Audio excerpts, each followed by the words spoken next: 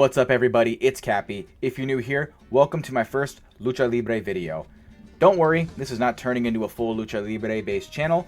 It's just that I love AAA Lucha Libre, and so I want to do weekly recaps of it because it's a lot easier to keep track of compared to the main roster for WWE, considering there's only one show a week to watch. So I really got into Lucha Libre back in 2024, back when you could only watch everything on YouTube, and it was pretty behind on production, and even the videos were behind, and there was no WWE involvement whatsoever. But I fell in love with it fast, and I just love the way these luchadors look, so from now on, expect weekly recaps where I go match by match and rate everything on my Cappy scale. So, without further ado, let's get into Verano de Escándalo, Week 1.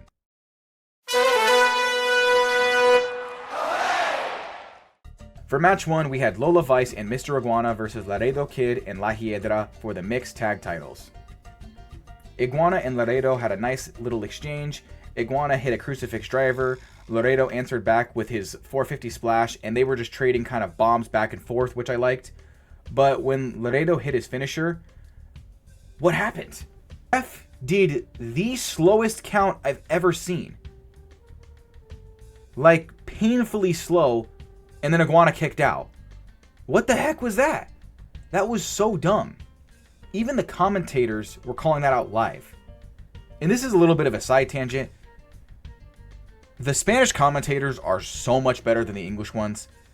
I think everyone knows that Rey Mysterio is a Lucha Libre legend, but oh my gosh, that guy cannot do commentary. At this point, I think they should just have the Spanish commentary with English subtitles for the English speakers, because it is so bad. Just watch the Spanish broadcast, please. It was just a bad count. There's no beating around the bush with that one. That was just sloppy work right there, and it makes me disappointed in AAA because stuff like that would never fly on the main roster for WWE. I love the telenovela style setup. It's a fun little setup. The whole love triangle is really funny, especially because it's a dude who crawls around like a reptile and has a puppet. And guess what? He's my favorite freaking guy on the roster. Match was nothing crazy. I think the story does need to end. I mean, it's been going on forever, and it started with Ethan Page, who's doing way bigger things on the main roster of WWE. So there's no point. I think this whole love triangle thing has got to end here pretty soon, or else people are going to start to get sick of it. In the end, it came down to the girls. Lola Vice landed a crazy head kick, which I don't want to get hit by that crap. I don't think Hiedra did either, but Hiedra caught her with some kind of chicken wing facebuster thing and sealed the win. Very sad Iguana lost. The match wasn't anything special, but I still gotta say this every time. Damn, I love Mr. Iguana so much. His charisma is so contagious. He's so fun to watch. I just wish he would go solo, but they lost. They lost the belts too. So how much longer is this rivalry gonna go? Guess we'll have to wait and see. For the rating, I give this 2.5, maybe 3 masks out of 5. Fun opener, but nothing to lose my lucha mind over. Iguana, go solo. Get that freaking Mega Campeon around your waist. Or, better yet, let's dethrone the Tribal Chief. In between the matches, I loved seeing Rey Mysterio expand on the brand. I have way too much fun watching AAA, so I hope it just gets bigger and bigger and bigger, and we maybe even get some new stars, maybe even scoop up some people from CMLL. I love that Rey did a whole thing after the match about wanting to get Lucha Libre more exposure worldwide, mentioning Laredo getting his match in Madison Square Garden against Trick Williams, and Iguana going to Comic-Con with CM Punk, which is just awesome to hear. More of that, please. Keep expanding this brand. Let's get more eyes on AAA. It's the best wrestling that you can watch on the planet, in my opinion. I know I wear a mask, but I wish I got into lucha sooner. As I stated before, I started watching AAA before it was bought by WWE, but at the same time, I don't know anything about Los Perros del Mal before this WWE acquisition, because they weren't doing anything when I was watching, or at least I didn't see them. You saw people like DMT Azul, which, where's that dude been? Not that I'm like crazy to see DMT Azul, I just don't know where he is. They just seem so badass, Los Perros del Mal, and I wish I had that connection that the crowd seems to have with this heel faction, and I just don't. I will say this though, I need to get myself an El Grande Americano mask, because he's like freaking Hulk Hogan in all of the best ways. Not the other ways. I'm talking about the cool babyface ways. Dom is my favorite when it comes to the main roster for WWE and for AAA Lucha Libre, but shoot, man, this face energy is just running off on me with El Grande Americano, and I can't help but want to see him win and win and grow, which this segues right into our main event, Los Gringos 2.0 versus Los Perros del Mal. It was very fun to see that awesome character work from Angel. What a good heel. Such good character work. The little things like faking out, throwing his shirt into the crowd just makes you want to boo for him. But honestly, shit, dog. I wish I was built like Angel. Took his shirt off and I'm like, damn, now I feel fat. But whatever. Dom and El Grande Americano really were in sync at the beginning, which surprised me. Felt like they had some real teamwork for once. Then everything went sideways. Ref got bumped by accident, so a pin didn't even get counted. And I hope that plays a little bit into the storyline. And then when that whole thing turned into a bunch of chaos, Berto and Nima jumped in, and then Rayo and Bravo came in with the kendo sticks to even the odds. And oh my gosh, that dive, dude, that was nuts. Dude climbed like 20 feet up in the freaking air with some production posts just to fly into a whole pile. What a badass sequence. Even though the camera angle was a little weird on the broadcast, still a fun sequence. Seeing Dom get fooled by people who are even dirtier than him, oh, perfect.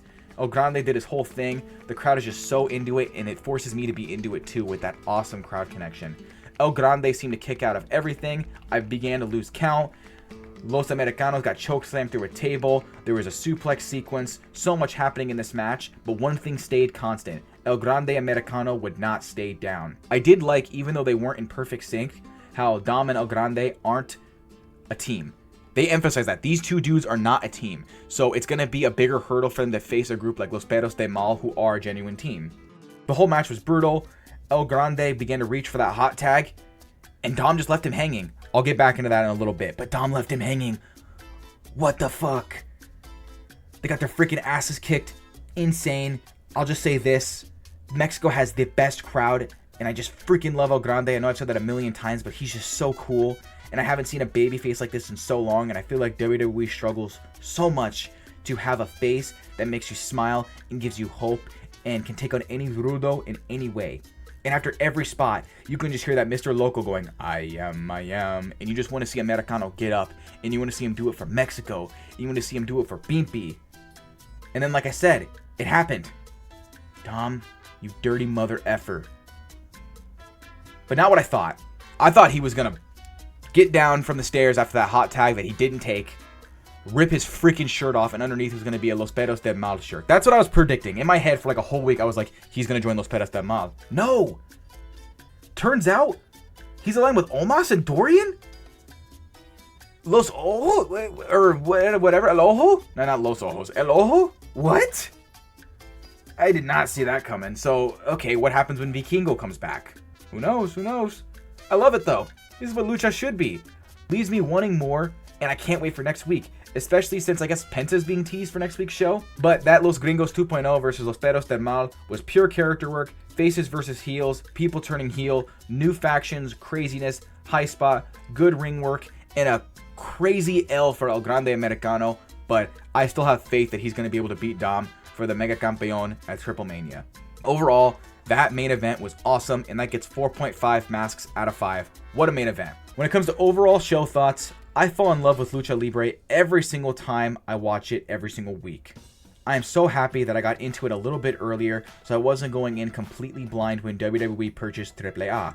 Even though I love that main event so much, that opening match was a little weak for me, which is sad because Mr. Iguana is easily my favorite luchador on the roster. So the whole first part of this event gets 7 masks out of 10. I don't know what it was specifically that was lacking in that opening match, but it was just missing that little special something that keeps us from being a little bit higher, so like an 8 or a 9.